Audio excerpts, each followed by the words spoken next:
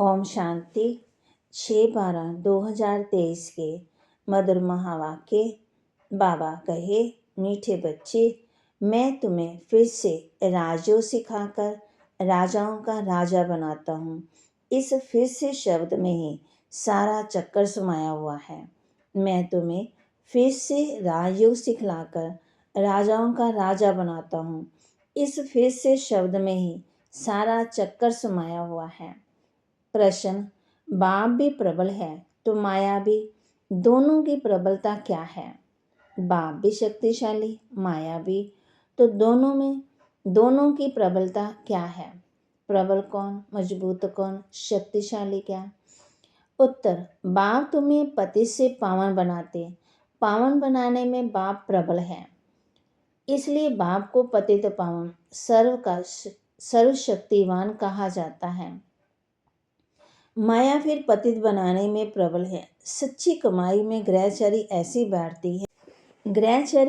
बैठती है जो फायदे के बदले घाटा हो जाता है। विकारों के पीछे माया तबाही बना देती, मना बुद्धि भ्रष्ट कर देती। इसलिए बाबा कहते, बच्चे, देहाभिमानी बनने का पुरुषार्थ करो। गीत, हमें उन राहों पर चलना है जहाँ संभलना ही संभलना है। माया गिराने की कोशिश करे, लेकिन हमें संभलना है। ओम शांति। तुम बच्चों को किन राहों पर चलना है, जरूर राह बताने वाला होगा। मनुष्य रॉन्ग रास्ते पर चलते हैं तब तो दुखी होते हैं। अब भी कितने दुखी हैं, क्योंकि उनकी मत पर नहीं चलते, सब उल्टी मत पर चलते आए।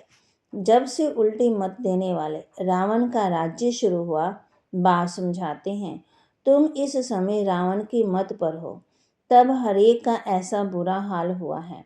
सब अपने को पतित कहते भी हैं। गांधी जी भी कहते थे, पतित पावन आओ। गोया हम पतित हैं, परंतु कोई भी समझते नहीं कि हम पतित कैसे बने। चाहते हैं भारत में राम राज्य हो, परंतु कौन बनाएगा? गीता में बाप ने सब बातें समझाई हैं, परंतु गीता के भगवान का नाम उल्टा लगा दिया है। बाप समझाते हैं, तुमने क्या कर दिया?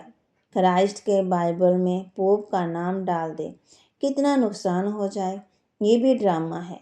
बाप बड़े से बड़ी भूल समझाते हैं। ये आदि मध्यंत का ज्ञान गीता में है। बाप समझाते हैं, मैं तुमको फिर से राजाओं का राजा बनाता हूँ। तुमने 84 जन्म कैसे लिए, ये तुम नहीं जानते हो। हम बताते हैं, ये कोई भी शास्त्रों में नहीं है। शास्त्र तो अनेक हैं, भिन्न भिन्न मतें हैं। गीता माना गीता, जिसने गीता गाई है उसने ही राय दी है। कहते हैं, मैं तुमको राजयोग सिखाने फिर से आया हूँ। तुम पर माया का परछाया पड़ गया है। अब भी फिर से मैं आया हूँ। गीता में भी कहते हैं, हे भगवान, फिर से गीता सुनाने आओ, अर्थात फिर से गीता की नॉलेज दो। गीता में ये बात है कि आसुरी सृष्टि का विनाश और दैवी सृष्टि की स्थापना फिर से होती है।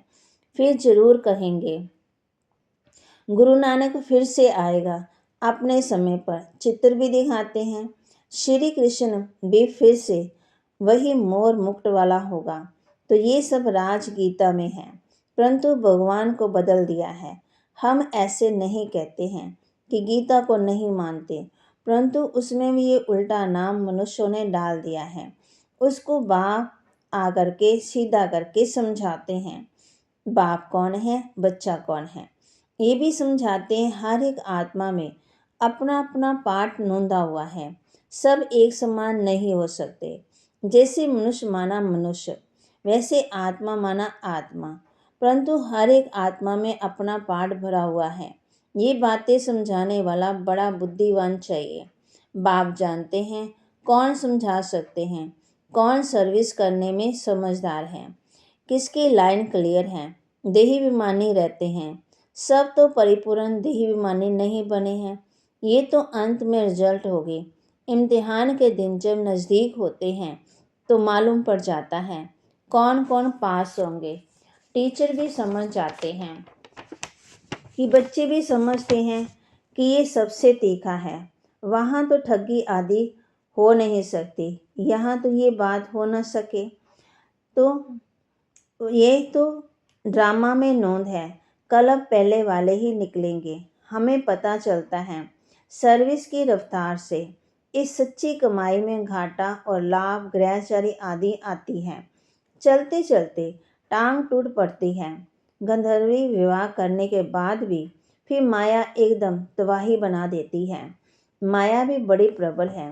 बाबा प्रबल है पावन बनाने में, इसलिए उनको सर्वशक्तिवान पतित पावन कहा जाता है। और फिर माया प्रबल है पतित बनाने में। सत्युग में तो माया होती नहीं। बाबा कहे वह है ही वॉइसलेस वर्ड, अभी तो एकदम विशिष्ट वर्ड। कितनी जबरदस्त प्रबलता है। चलते चलते माया एकदम नाक से पकड़ तबाही बना देती है, फार गति दिला देती है। इतनी प्रबल है, बल सर्वशक्तिवान परमपिता परमात्मा को कहते हैं, परंतु माया भी कम नहीं है। आधा कल्प उनका राज्य चलता है, ये थोड़ी जानते हैं दिन और रात आधा आधा होता है। ब्रह्मा का दिन, ब्रह्मा की रात। फिर भी सतयुग को लाखों वर्ष, कलयुग को कितने वर्ष दे देते हैं। अभी बात समझाते हैं तो समझ में आता है, ये तो बिल्कुल राइट है। बाप बैठ पढ़ाते हैं, कलयुग में मनुष्य थोड़ी गीता का राजयोग सिखाए, राजाओं का राजा बनाएंगे। ऐसे तो कोई है नहीं। जिनकी बुद्धि में है हो कि हम राजयोग सीख राजाओं का राजा बनेंगे, वो गीता पाठशालाएं तो अनेक हैं, परंतु कोई राजयोग सीख राजाओं का राजा रानी बन नहीं सकते। कोई भी एम ऑब्जेक्ट राजाई पाने का नहीं है। यहाँ तो कहते हो कि हम बेहद के भाव से भविष्य सुख की राजाई पाने के लिए पढ़ते हैं। पहले पहले तो अलफ पर समझाना है, गीता पर ही सारा मदार है। मनुष्यों को कैसे पता पड़े कि सृष्टि चक्र कैसे फिरता है, हम कहाँ से आए हैं, फिर कहाँ जाना है, कोई को पता ही नहीं है। कौन देश से आया, कौन देश में जाना है, गीत भी है ना, सिर्फ तोते माफिक गाते रहते हैं। बुद्धि में जो आया वो कहते रहते। बुद्धि जो आत्मा में है वह नहीं जानती कि हम जिसको हे परमपिता परमात्मा कहते हैं वह कौन है। उनको ना देख सकते ना जान सकते। आत्मा का जो फर्ज है ना, बाप को जानना, देखना, समझना, वर्षा लेना।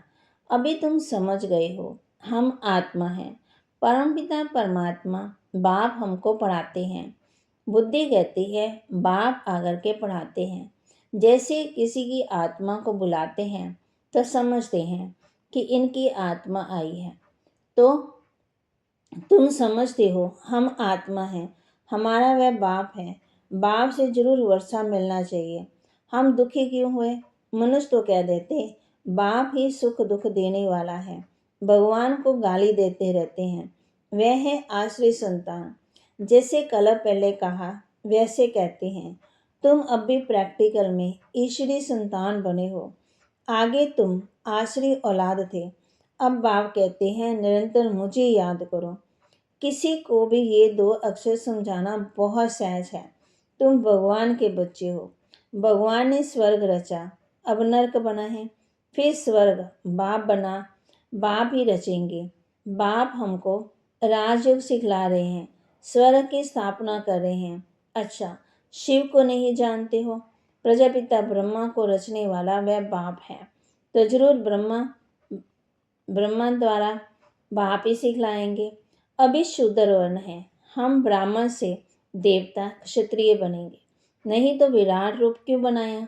बाप कहते ये चित्र ठीक है, परंतु समझ नहीं सकते। शूद्रों को ब्राह्मण कौन बनाएंगे? जरूर प्रजापिता ब्रह्मा चाहिए। उनको कैसे अडॉप्ट किया है? जैसे तुम कहते हो मेरी स्त्री, उनको मेरी कैसे बनाया, अडॉप्ट किया? बाप कहते हैं मुझे भी माता पिता कहते हो, मैं बाप तो हूँ, मेरी कहाँ से लाऊं? तो इनमें प्रवेश कर इनका नाम ब्रह्मा रखता हूँ। स्त्री अडॉप्ट की जाती है, जैसे लौकिक बाप स्त्री को अडॉप्ट कर कुख वंशावली रचते हैं। बाबा ने फिर इनमें प्रवेश कर इनको अडॉप्ट कर इनके मुख द्वारा मुख वंशावली बनाई। तुम कहते हो हम ब्राह्मण ब्राह्मणियाँ हैं, जरूर इनका ही नाम ब्रह्मा है। ब्रह्मा किसका बच्चा है? शिव बाबा का। इनको किसने अडॉप्ट किया? बेहद के बाप ने। तो दृष्टांत बहुत अच्छा है, मिसाल, परंतु जिनकी बुद्धि में बैठा होगा वह समझ सकेंगे। बुद्धि में नहीं होगा तो उनको समझाना आएगा ही नहीं। लौकिक और परलौकिक बाप तो है ना, वह भी स्त्री को अडॉप्ट कर मेरी कहते हैं। ये फिर इनमें प्रवेश कर अडॉप्ट करते हैं। खुद कहते हैं मुझ निराकार को इनका आधार लेना पड़ता है, तो नाम भी बदली करता हूँ। एक ही टाइम कितनों के नाम रखे, नाम की लिस्ट भी तुम्हारे पास होनी चाहिए। प्रदर्शनी में नाम की लिस्ट भी दिखानी चाहिए। बाबा ने कैसे एक ही समय नाम रखे। बाबा ने हमको अपना बनाया तो नाम बदलाया। उनको बाप कहते ये कईयों के कितने नाम आए, जन्म पत्री तो भगवान के पास है ही। वंडरफुल नाम है ना, उनको मृग ऋषि कहते हैं। अब सभी तो है ही नहीं, कोई तो बाबा कहते नाम रखे भी चले गए, आज है कल है ही नहीं। नंबर 1 दुश्मन ये विकार है। ये विकार बहुत तंग करता है, काम विकार। उस पर जीत पानी है। गृहस्थ भार में इकट्ठे रहकर उन पर जीत पानी है। ये है प्रतिज्ञा। अपनी वृत्ति देखनी है। कर्म इंद्रियों से भी कर्म नहीं करना है। तूफान तो सबको आते हैं, इसमें डरना नहीं है। बाबा से बहुत बच्चे पूछते हैं ये धंधा करे या नहीं करे। बाबा लिखते हैं मैं कोई तुम्हारे धंधे आदि देखने आया हूँ क्या? मैं तो टीचर हूँ, पढ़ाने के लिए आया हूँ। धंधे की बात हमसे क्यों पूछते हो? मैं तो राजयोग सिखाता हूँ। रुद्र यज्ञ भी गाया हुआ है, श्री कृष्ण यज्ञ नहीं। बाप कहते हैं लक्ष्मी नारायण में ये सृष्टि चक्र का ज्ञान ही नहीं है। अगर ये मालूम हो कि 16 कला से 14 कला बनना है तो उसी समय ही राजाई का नशा उड़ जाए। वहाँ तो है ही सदगति। सदगति दाता तो एक है, वही आकर के युक्ति बताते हैं, दूसरा कोई बतला ना सके। पहले पहले ये बात उठाओ कि किसने कहा ये विकार महाशत्रु हैं, काम महाशत्रु हैं। ये भी गाते हैं ये विशेष वर्ल्ड है और वाइसलेस वर्ल्ड। ये पति दुनिया वो पावन दुनिया। भारत में ही रावण को जलाते रहते हैं, सतयुग में थोड़ी जलाएंगे। अगर ये कहते कि अनादि है, सतयुग में भी था, तो फिर सब जगह दुख ही दुख होगा, फिर स्वर्ग कैसे कहेंगे? ये बातें समझानी है। हर एक की रफ्तार अपनी है, पता लग जाता है कौन अच्छी रफ्तार वाला है। संपूर्ण तो कोई बने ही नहीं, बाकी हाँ सतो रजो तमो में होते ही हैं। बुद्धि हर एक की अलग अलग है। जो श्रीमत पर नहीं चलते हैं वह है सतो प्रधान बुद्धि। अपने को इंश्योर्स नहीं करेंगे तो भविष्य 21 जन्मों के लिए कैसे मिलेगा? मरना तो है ही, तो क्यों ना इंश्योर्स कर देना चाहिए। सब कुछ उनका है तो परविश भी वह करेंगे। भल कोई सब कुछ दे देते परंतु सर्विस नहीं करते, जो दिया वह खाते रहते हैं, तो बाकी जमा क्या होगा? कुछ भी नहीं। बाबा कहे सर्विस का सबूत चाहिए। देखा जाता कौन पंडे बन जाते हैं, नए बीके भी आपस में सेंटर चलाते हैं। तो बाप कहते हैं नॉलेज तो बड़ी सहज है, तो फिर उनको आशीर्वाद भी देनी पड़े, आफरीन भी दी जाती। वानप्रस्थ अवस्था वालों को जाकर समझाओ वानप्रस्थ अवस्था कब होती है। बाप ही गाइड बन सबको ले जाएंगे। तुम जानते हो बाप ही कालों का काल। हम तो खुशी से बाबा के साथ इकट्ठे जाना चाहते हैं। पहले पहले तो मुख्य बात ये उठाओ गीता का भगवान को, जिसने रचना रची। लक्ष्मी नारायण को राजयोग किसने सिखाया? उनकी भी राजधानी स्थापन हो रही है और कोई राजधानी स्थापन करने आते ही नहीं, बाप ही राजधानी स्थापन करने आते हैं। सब पतितों को पावन बनाते हैं। ये है ही विशेष वर्ड। बुरी दुनिया, वह है वॉइसलेस वर्ड, अच्छी दुनिया। दोनों में नंबर 1 मर्तबे हैं। जो श्रीमत पर चलने वाले होंगे उनकी बुद्धि में ये बातें बैठ सकती है। अच्छा, मीठे मीठे सिकिलदे बच्चों प्रति माता पिता बाप दादा का याद प्यार और गुड मॉर्निंग। रूहानी बाप की रूहानी बच्चों को नमस्ते। रूहानी बच्चों की रूहानी बाप दादा को दिलवा जान सिकवा प्रेम से नमस्ते। धारणा के लिए मुख्य सार, बुद्धि की लाइन सदा क्लियर रहे, इसके लिए देहाभिमानी रहना है। सच्ची कमाई में माया किसी भी प्रकार से घाटा न डाल दे, ये संभाल करनी है। बुद्धि की लाइन सदा क्लियर रहे, इसके लिए देहाभिमानी रहना है। सच्ची कमाई में माया किसी भी प्रकार से घाटा न डाल दे, ये संभाल करनी है। कर्म इंद्रियों से कोई भी विकर्म नहीं करना है। इंश्योर्स करने के बाद सर्विस भी जरूर करनी है। कर्म इंद्रियों से कोई भी विकर्म नहीं करना है। इंश्योर्स करने के बाद सर्विस भी जरूर करनी है। वरदान, माया को दुश्मन की बजाय पाठ पढ़ाने वाले, सहयोगी समझ एक रस रहने वाले माया जीत भव। बाबा कहते, माया को दुश्मन की बजाय पाठ पढ़ाने वाले, सहयोगी समझ एक रस रहने वाले माया जीत भव। माया आती है आपको पाठ पढ़ाने के लिए, इसलिए घबराओ नहीं, पाठ पढ़ लो। कभी सहनशीलता का पाठ, कभी शांत रहने बनने का पाठ पक्का कराने के लिए ही माया आती है। इसलिए माया को दुश्मन की बजाय अपना सहयोगी समझो तो घबराहट में हार नहीं खाएंगे। पाठ पक्का करके अंगद के समान अचल बन जाएंगे। कभी भी कमज़ोर बन माया का आह्वान नहीं करो तो वह विदाई ले लेगी। स्लोगन, हर संकल्प में दृढ़ता की महानता हो तो सफलता मिलती रहेगी। हर संकल्प में दृढ़ता की महानता हो तो सफलता मिलती रहेगी। कई बच्चे कहते हैं ना, बाबा हमें सफलता नहीं मिलती, तो बाबा कहते संकल्प में क्या आना चाहिए, दृढ़ता आनी चाहिए। तो फिर बाबा ने बच्चों को कहा, माया को क्या बना लेना है, दुश्मन नहीं समझना। क्या समझना है, पाठ पढ़ाने वाली सहयोगी समझ। तो फिर हमारी स्थिति कैसे रहेगी, एक रस। परिस्थिति आई आकर के हमें कुछ ना कुछ सिखा के गई। तो माया को दुश्मन नहीं समझना है और बुद्धि की लाइन सदा क्लियर रहे, इसके लिए देहाभिमानी रहना है। ओम शांति।